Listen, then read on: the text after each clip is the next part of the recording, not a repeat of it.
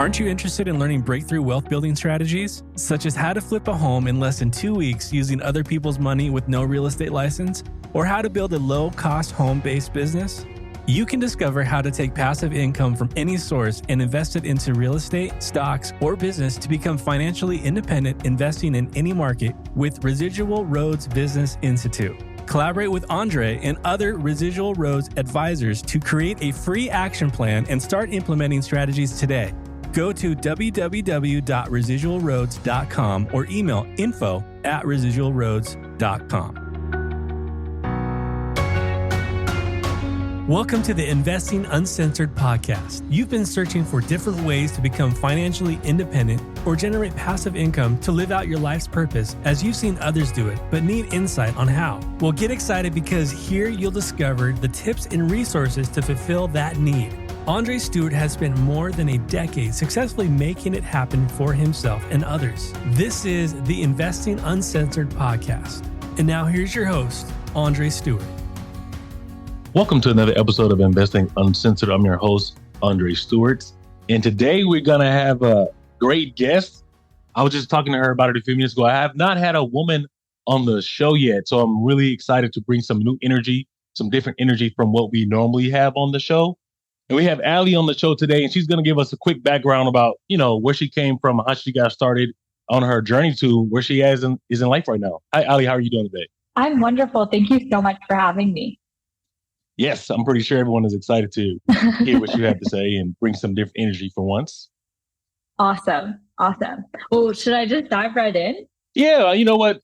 Just to give you guys a quick background about Allie, she has a really good product out. It's a real estate investing product that allows people to get into real estate as little as 5% down. So we talk about getting into real estate on our show a lot. And so, Allie, give us a little bit of background about how people can get into real estate with the 5% down. But before we get there, let us know how you got started into real estate and what made you come up with this particular product in the first place. Yeah, so I always joke that my journey in real estate actually started when I was a little kid. I would, after church every Sunday, go into the newspaper of my local hometown and circle all of the open houses that I thought were interesting, and then force my parents to drive me to each one of them. And at an early age was trying to pitch them on, why it would be such a good idea if they sold their house and bought this one because it was in a better neighborhood or had better characteristics, which we still joke about to this day. So as a kid, I was always interested in the space. I had the fortune earlier in my career to enter into the tech space, but that love for real estate was always still there. And I was doing things kind of on the side personally. But then at my last company, had the opportunity to really marry, my tech career with my love of real estate and join a real estate technology company. And from there, really, joined very early on as a very early employee and had the opportunity to really build out all the different functions of that organization. But most importantly, the opportunity to build quite a large single family rental real estate fund and execute on that. And that's really where I learned a lot of the ins and outs of how to think about investing, how to structure it at scale and operate properties at scale and so forth. And so coming out of that experience, I knew I'd always wanted to start my own company. And one thing I was really passionate about was how can I help others become real estate investors? Personally, I think it's one of the best individual investments we can all make, especially over a lifetime as you look at a long horizon. And so our company is really focused on doing just that. We actually help customers, retail investors, get into buying their first investment property, their 50th investment property, by partnering with them on the down payment. So we're in a co-investment product where we partner alongside our customers and help increase their purchasing power when they're buying investment property or help them scale their capital while they're growing their portfolios. And so we're really excited. We've recently launched here in the past month and have had insane amount of demand from consumers that want to partner with us. So we're really, really excited about what the future holds. So we're going to reach back on that because I obviously have a real estate investing platform as well. So we'll definitely have to connect on that. But you mentioned working in technology. You worked at Uber for a little bit. So I'm trying to figure out if there's a connection between, because I worked at Silicon Valley Bank. And so the idea for InvestFar came up with me seeing different things going on at the bank and seeing different ideas and new innovations come out. When working at Uber, did you kind of get like, you know what, let me come up with a plan or an idea on how I can found something? Because I got the idea from a company in Africa who, they had some kind of payment. So you working at Uber, did you see something that Uber did that made you want to co-found something where people can put 5% down as far as payment for getting into real estate? Is there a kind of connection there? Not a direct connection like that, but I will say my time at Uber definitely made me believe that like this is the industry and like space I want to stay in forever, and motivated me to believe that, I would have a chance someday of actually co-founding something myself and being like a true entrepreneur. And that was more so just like the energy and environment of that company, in the earlier days, and the people that I worked with too. So many of the folks I've worked with have now gone off and started their own companies. And I can say the same for Bungalow, which was the real estate startup I was at previously. Half of my former colleagues are now, seed stage founders. So it's really cool to see. Yeah, I agree with that. When you're working in technology, I think it just sparks something in your brain to make you more creative and innovative, and you look at life kind of different, at least from my experience. And based on what you're saying, you kind of had that, and a lot of your colleagues did as well. So with your time at Bungalow, you were the person in charge of, spearheading 700 million in a real estate fund. How do you go about doing that? Because we talk a lot about syndication and being able to buy properties using other people's money. And I mean, you raised $700 million. So give us some tips on how people can create a fund or do something like that. Yeah, I do have to give the whole team credit and our partners, that we partnered with across the board in terms of raising all that capital. It wasn't me solely. So credit where credit's due. But I think for us, when, at Bungalow, it was really being able to unlock a unique insight and in real estate, that's always how can you make more money with your asset. So Bungalow had really solved a need in the market, which was roommate housing. And what they found was that the sum of the parts is greater than the whole. And what I mean by that is there's an opportunity to increase the NOI of a property when you rent out by the room and you've built this whole infrastructure to support roommate living. So that was a really unique insight that we were able to raise capital on. And especially in a period where, we've seen a lot of institutions enter into the single family rental space.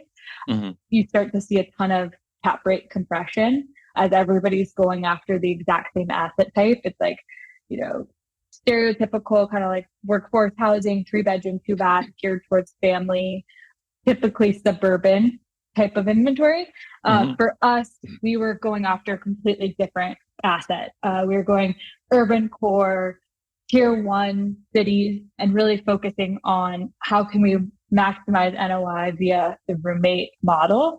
So that was really, really unique from a fundraising perspective. But I think for folks that are starting out and like in terms of raising their own opportunities, it comes back down to like that strategy. Like, why is what you're doing more unique, or what is the insight that you bring to the table for your investors that they can't get somewhere else? Because there are so many options these days in terms of real estate investing, of where I can invest my capital to put it to work. So I think it's really unique for folks, like whether you're an expert on a specific market or whether you're running a unique strategy like travel nurse housing or things like that. That's like those are unique insights that I think you can bring to the table for your investor base that adds value across the sea of opportunity. You're saying basically to have a niche in the real estate investing space, correct? Totally. Yeah. So me working in real estate for such a long time, it's rare that you run across a powerful woman, just being honest, in real estate, right? So give me your experience, because I mean, a lot of times women don't really feel like they can jump into real estate and be a great investor and do some of the things that you're doing and reach the level that you have in real estate. So what's been your key, and what do you think, how is it for you being a woman in the real estate investing space to this level? Oh, gosh. It's a good question. It's so funny. I'm aware of it, but I'm never aware of it all at the same time. We're going into meetings, starting to build relationships, fundraising. I never think about like, oh, I'm the only woman in the room or things like that. It's really like, I think in something I continue to work on in my professional career is like building the confidence that you deserve to be here just as much as everyone else. And for myself, I'm like constantly, I do, have to give myself those little pep talks, but it just comes down to like, I absolutely love this space. I think about it all the time. I wanted to dedicate my life to building a company in this space. And so for me, it's just like, of course I'm going to keep going. Like, of course I like want to be successful, that all of those things, you just kind of keep pushing through because this is what I love to do. And I want to be successful. So with so many different narratives going around, but it's like you're saying, you've never had any kind of roadblocks or any man be like, you know what, get out of here, or this is not where you belong, right? Do you think it's more so like a mindset thing, kind of like you said, you belong in this space? Or have you kind of encountered some guys being like, do you find that they're helpful to you, trying to get you to be more productive in this space or help you facilitate different deals? Yeah, that's a great question.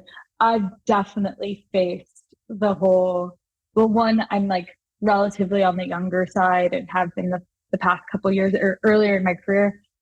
And so being in those conversations when not only are you a girl, but you're also younger than everyone else too, it definitely creates like, oh, you don't know what you're talking about. But I've found that staying persistent, leading with data and facts and the numbers is what wins in the long term. And then I think for us in the space and for everyone who is raising money and things like that is like being realistic about outcomes and not overselling, especially when it comes to your assumptions. Like, what does the most conservative outlook look like? And are you able to actually communicate that to your investors versus selling the rosy picture of, everything's going to appreciate another 11% this year? Like, it's not. So let's plug in some realistic assumptions here and have the bear case conversation up front. I think that actually like creates a lot of respect, especially from folks if they are trying to like believe in you or funding you, whether that's your company or your actual fund or a syndicate. I think that goes a long way. So you're kind of like me, right? We're both like kind of minority in this space in different ways. And so I think, how have you dealt with it? I mean, the pushback, because I'm an investor and I'm really strategic about the market that I'm in.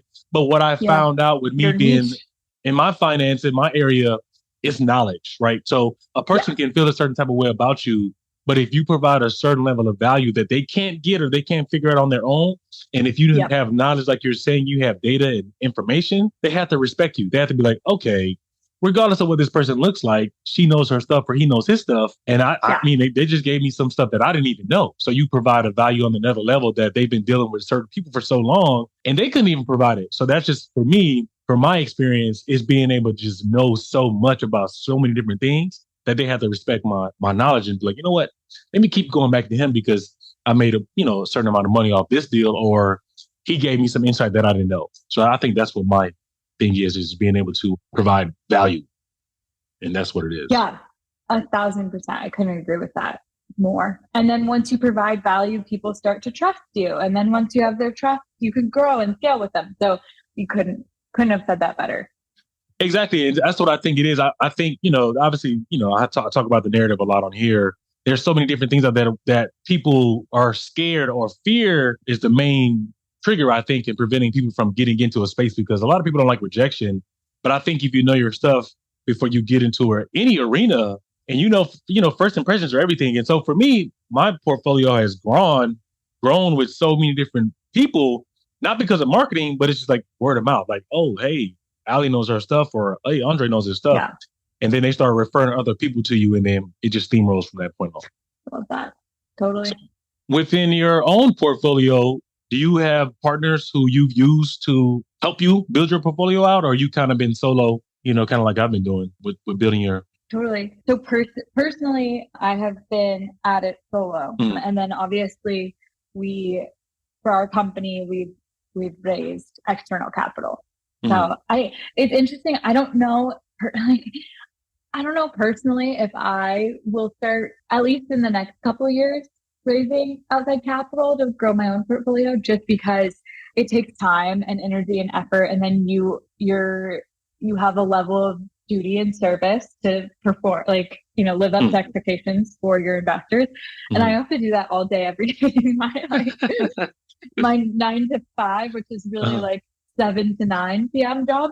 So it's a kind of one thing at a time, and fully focused on the company right now. So how did you end up finding your co-founder to help you out? Was it from Bungalow? Yeah. Yeah, we were super, super fortunate. So we actually worked together at Bungalow, specifically on that large fund that I mentioned earlier. And it was like a perfect pairing in the sense that I run the business side, or the real estate side of things, and then he is technical and runs product design and engineering. And so we have very complementary skill set, but have seen a lot of the same problem, and have reps in the space. That's really helpful.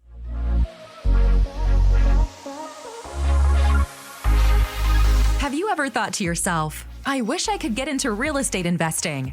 You can change this as quickly or as slowly as you want to now.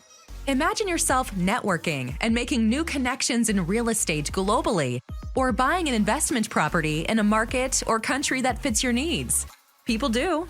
They know what I'm talking about, and now you can too with InvestFar. Connect and join the network. Remote investing made safe and easy. So when you guys founded Hammock, what was your first idea on creating this product? Did you I want to create an app, I want to create a website? And how do you get the 5% down? How can someone get into a product like that? What are the different channels that they use to put the 5% down? In terms of different channels, help me clarify that a little bit. Well, so for me, for instance, I have a mobile app and I have a website. Hammock is what's your go-to? What are you guys, your product for Hammock? Yeah. So we have a website and an online application. So very similar to an app on your phone. It's web-based. So when you become, and one thing just to call out, we were playing around with names of the company, and we decided to go with Getaway. So for everyone listening, it's Getaway. But in terms of when you become one of our customers, so you create an account, you actually then have your own investor portal. And from there, there's kind of 3 main views in how you can interact with us early on. One is submitting a deal, which is more standard that you see in the market of, hey, I found this property, submit it to our team. We underwrite it on our side. We let you know, yep, this absolutely works. Here's how we can partner together. Or unfortunately, it doesn't qualify for our product.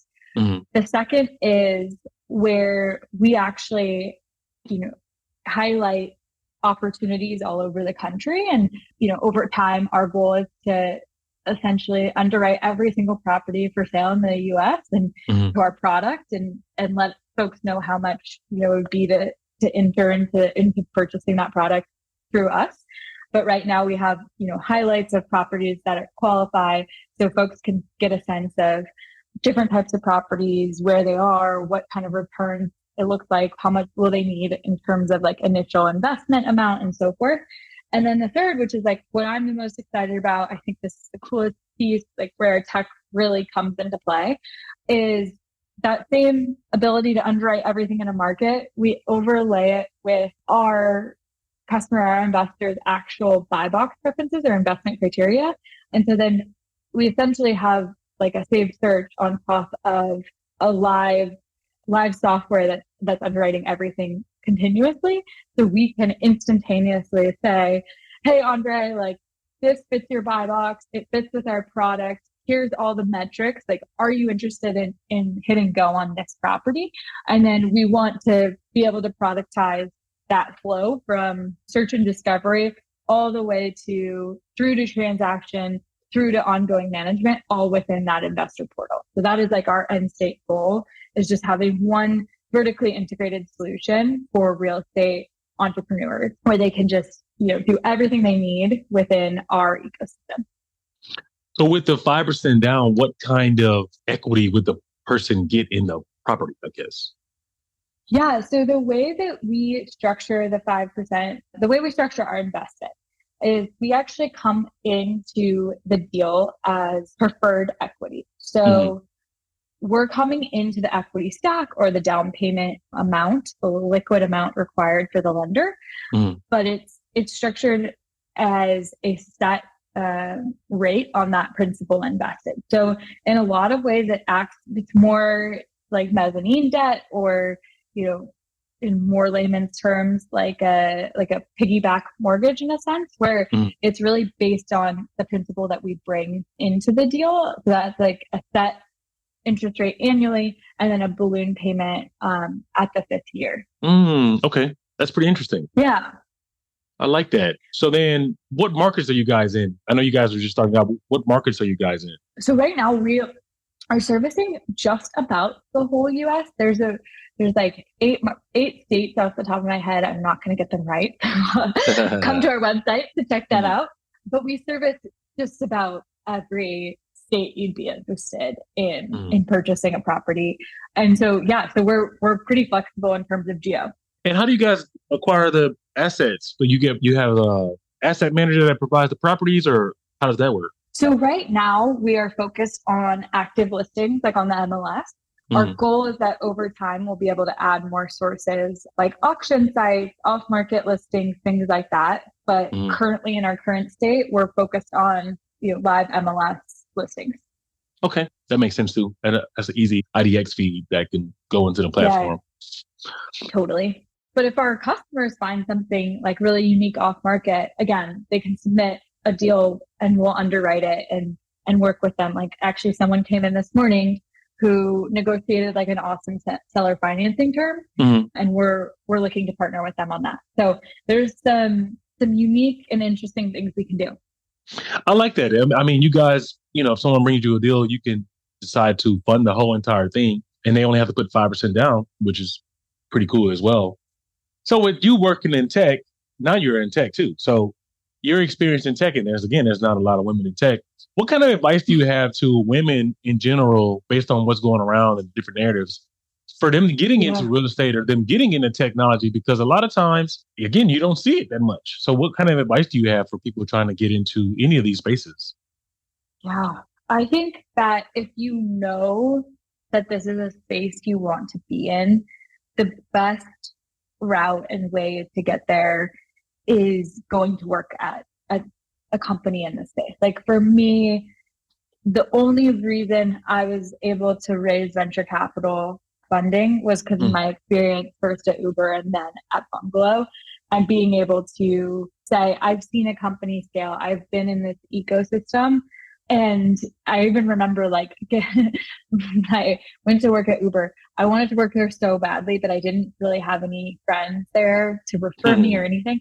And so I applied to like 70 different roles. I was so hell bent on getting my foot in the door there, because I thought it was such a cool company at the time. And so being willing to do that stuff, because for me, then the next thing was like, I really wanted to be in prop tech, and I really wanted to be closer to real estate. So I was so laser focused on making sure that I was getting a role in that space. And if you keep focusing on, okay, what is your end goal? And how can you work with a company? How can you meet people in this space? How can you potentially get a mentor or folks that just start building those relationships? Everything becomes easier down the road when you actually want to start raising capital and just building that credibility. So I would just give any female out there, if you're looking at the space, whether that's tech or real estate, really think about different companies that you would be interested in working with and really work toward getting your foot in the door there. Because once you build those relationships, you have them for life. It's funny because I have a book called The Epitome of the Mind. It just came out April 18th. And I talk about developing your expertise in that book. And in that book, I give different examples on me working at the bank. And I worked in entertainment for a while, but then I left entertainment and went and worked at the bank. And then from one bank, I went to become a business banker. Then from there, I got into a commercial real estate bank. And then from commercial real estate, I went to a tech bank. So everything that I did led up to me doing what I'm doing right now. I took every single job that I took. It was for me to develop an expertise to do exactly what I'm doing right now.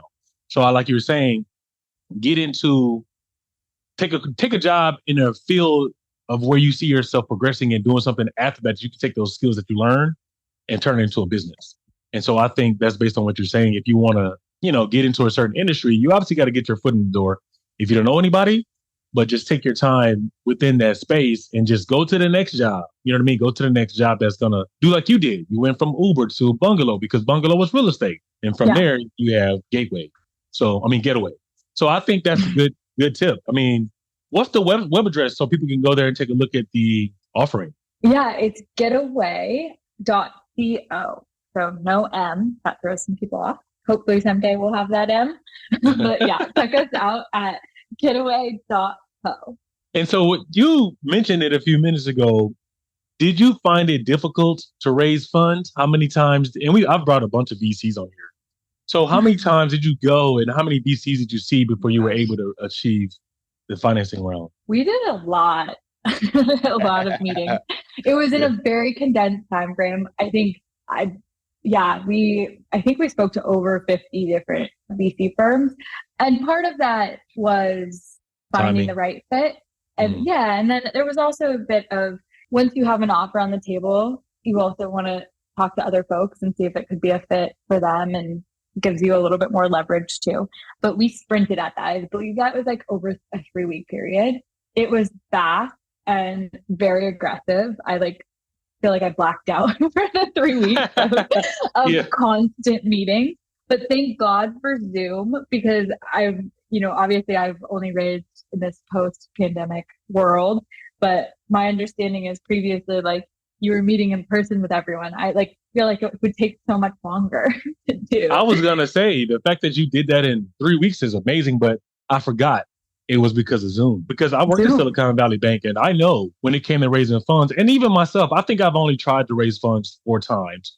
And I've only seen 4 VCs, but I know that it takes a lot of work. That's like the hardest. It's like another job, right? When you're trying to raise funds. And I don't think people understand 100%. That. It's not easy. And a lot of times, again, the narrative goes out there. They think everyone gets funded. Everyone doesn't get funded. You know what I mean? That's like a 2% chance your business is going to get funded. You know what I mean? Totally. And I think the market in our world, the market has shifted quite a bit too. So we're going to see a lot of interesting things happen over the next year when it comes to venture capital and some of these early stage startups. You know what? I also find, I don't know, what do you think about crowdfunding? I think crowdfunding is probably going to take over the venture capital space, because there's hundreds of companies that are trying to get started and they all get told no, and it's so time consuming versus you going on a platform like Start Engine or WeFund. What do you think about those platforms? What's your take on those? I think it's really cool. I think, it's a huge leg up for consumer-based businesses because you have your customers to speak to. So for us, that's definitely something that I think we'll explore in the future. I could see it being really tough for B2B businesses. If I'm building a developer tool that I sell to mid-stage startups, it's I don't know how much they're going to do, how well they're going to do on a crowdfunding platform. But on the consumer side, I love it. I've actually seen, a few companies, in our space that started around the same time be really successful on the crowdfunding route. So more power to you if you have that. I love the engaging consumer base. So you guys have been in business for a couple of years. How many rounds have you raised so far? So we are still sub 1 year. So we raised our seed round last end of May, beginning of June. So we're just coming up on our 1 year mark. Nice. Good for you guys. Because I've been at it for a while. My defense, again, like I said, I've only tried to raise funds twice, and I had a couple of VCs interested. But like you said, it's so time consuming, and I'm a solo founder. So I use real estate as my tool I flip properties. I do all of that stuff still to keep the platform going. And I have considered raising funds now. So I'm in the process of doing the same thing. But so I'm just curious of, because you're a background and you have raised funds. And for other people to hear this, what that experience is like. Totally. And I have to give you major kudos for doing the solo route. Mm-hmm. It's hard. I don't think people understand how lonely being an entrepreneur is. And then to do it, I'm fortunate enough I have a co-founder to commiserate with, but to do it by myself, I don't know if I have it in me. So I like have to give you a lot of kudos. Like, I don't think people give enough credit of like how difficult that is to like really carry the weight solely on your shoulders all the time. I appreciate that because no one knows. I get on here, I do podcasts, and I've like written 2 books. I've done a lot of things, and at the same time, I've scaled the platform to having an office in Colombia. Right, we have properties all over the world, and that's extremely hard to do as a solo founder. So I appreciate you for everybody listening. Hey, she just told you guys like being a. I think people love the idea of being an entrepreneur, right? And then they don't know, like they see the glory, but they don't know the story. So they see these companies like what Jeff Bezos has done. And like, do you know how hard it is to get to 25 employees?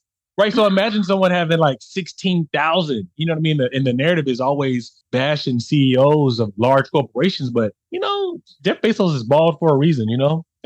Totally. It takes a lot of work. Yeah, it is not. To everyone out there who's thinking about starting a company, do not think it's glitz and glamour. Hard work.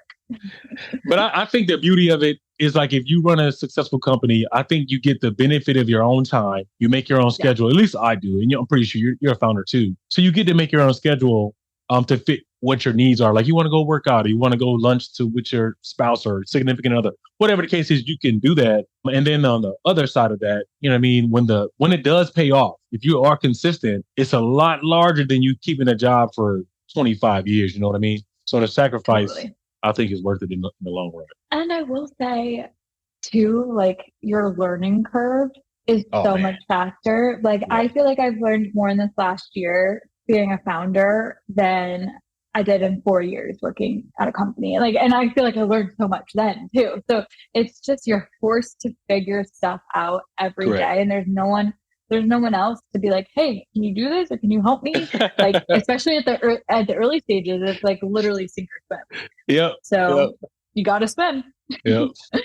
And you went to Carnegie Mellon. You went to a top university, and it still didn't prepare you for what you're doing right now.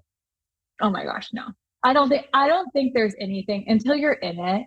Correct. Obviously, like you can have experience, you can have expertise, you can have all these things that get you better prepared. But I don't think people understand until you're really in it. Like I actually didn't. I thought it was going to be way more easier, right? Yeah, like, oh, I have a cool idea. Like, of course, everybody's going to love it. If they don't. Oh man, it's so funny. Yeah.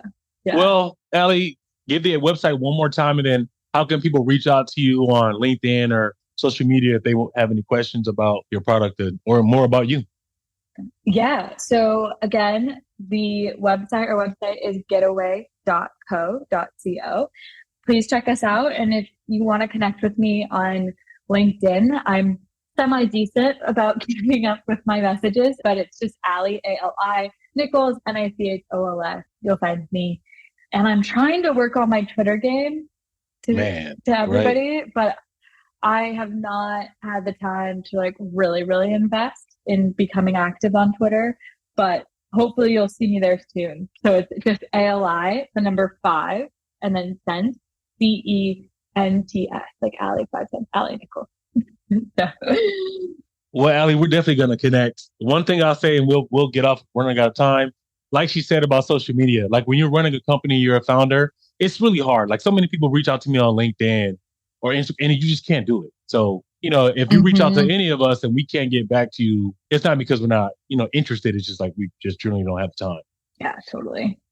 All right, Allie, we will connect again. I will reach out to you myself. I'm interested in learning more about what you guys do over there and see if there's any kind of synchronicities that we can have with InvestFar and Getaway. I love it. Thank you so much for having me. Thank you, Allie. Aren't you ready to start a business or grow your real estate investing portfolio? If you answered yes, allow Andre and the expert advisors at the Residual Roads Business Institute to fast track and put you on a path to full-time investing. The greatest transfer of wealth in our lifetime is occurring over the next few years, and you can take advantage if you know what to look for. In order to be successful at real estate investing, you need to learn how to leverage your current resources to generate quick money, big money, and retirement money. Let Residual Roads advisors craft a plan to get you through these phases using little or no money in 6 months or less. Don't wait for a job. Create one for yourself and others. Go to residualroads.com for mentorship, and for our free course, go to residualroads.thinkific.com.